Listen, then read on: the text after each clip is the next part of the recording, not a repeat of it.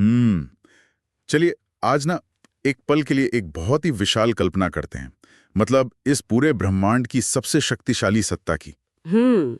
एक ऐसी सत्ता जिसे दुनिया भर के धर्म ग्रंथों ने या दर्शन शास्त्रों ने अनंत कहा है। बिल्कुल, अनंत और सर्वशक्तिमान रचयिता।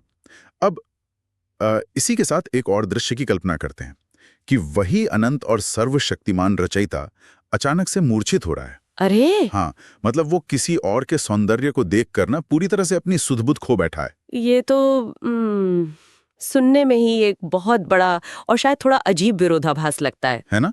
कि जो पूरे ब्रह्मांड को चलाता है, वो स्वयं किसी के सामने इतना विवश कैसे हो सकता है? ये वाकई एक ऐसा विचार है जो मतलब इंसान के दिमाग को झकझोर देता है, क्योंकि हम हमेशा शक्ति को नियंत्रण और सर्वोच्चता से जोड़कर देखते हैं।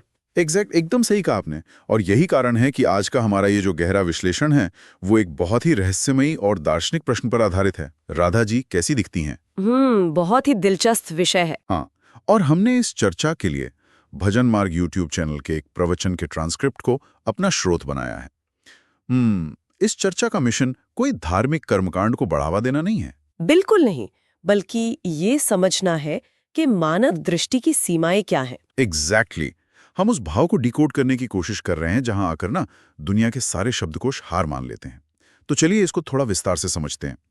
आज के सूचनाओं से भरे दौर में जहां हमें हर चीज का सबूत अपनी स्क्रीन पर चाहिए, हम उस चीज को कैसे समझें जिसे देखा ही नहीं जा सकता? हम्म यहाँ मैं ये जोड़ना चाहूंगी कि ये चर्चा केवल एक रूप के वर्णन की नहीं है, बल्कि उस भाव की है जो तर्क और शब्दों से बिल्कुल परे है।